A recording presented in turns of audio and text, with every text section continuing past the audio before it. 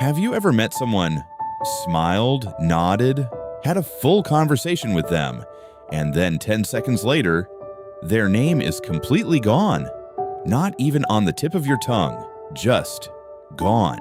And now you're stuck in that awkward moment, hoping someone else says their name first, or their phone rings, or something, anything, saves you. Yeah, we've all done it. But here's the interesting part.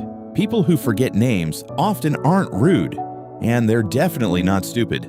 There's actually something very specific happening in their brain. When you meet someone new, your brain is overloaded.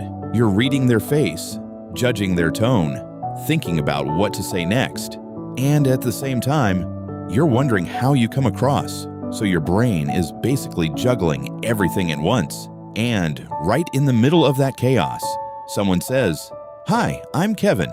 But here's the problem. Kevin doesn't mean anything to your brain. It's just a random sound, no image, no emotion, no connection. So your brain does what it always does. It ignores it. There's actually a famous psychology experiment about this. Two groups of people were shown the same person. One group was told, "He's a baker." The other group was told, "His name is Baker." Days later, people remembered the job far more easily than the name. Why? Because baker as a job connects to things. Bread, flour, early mornings. It creates a mental picture. But baker as a name, nothing. No connection, no memory. Now here's where it gets a little personal. A lot of people who forget names are actually stuck in their own head during conversations, not because they're arrogant, but because they're thinking things like, "Am I being awkward? Did I say that right? What should I say next?" So while the other person is introducing themselves, your brain is busy talking to itself. And the name, it never even gets processed. Psychologists call this the next in line effect. When you're focused on what you're about to say, you don't fully hear what was just said. Your mind has already moved on. So if this happens to you, you don't have a bad memory. You have a busy mind. And those are very different things. Now, let's be honest. Forgetting someone's name does hurt. When someone forgets your name, it feels like you didn't matter enough to remember. Even if that's not true, that's how it feels. But here's the reality. The person who forgot your name might still remember everything else about you, what you talked about, the way you laughed, something unique you said. They remember you, just not the label attached to you, because memory doesn't work like a recording.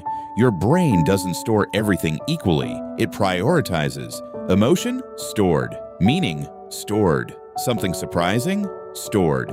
But a random name, given in a slightly stressful moment, that's usually the first thing to disappear. And here's something most people don't realize. People who forget names easily often have a different kind of memory. They're great at remembering stories, feelings, moments. They'll remember what you wore, the vibe of the conversation, the way you made them feel, because their brain focuses on meaning, not labels. And that's not a weakness. It's just a different kind of intelligence. Now, of course, you can get better at remembering names. Simple things help. Repeat the name immediately. "Nice to meet you, Kevin." Connect it to something you already know, or just use it again during the conversation.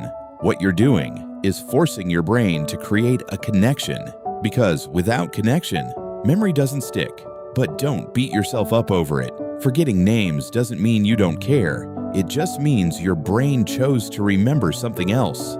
And honestly, a person is a lot more than just their name. If you found this interesting, subscribe for more psychology content. Today,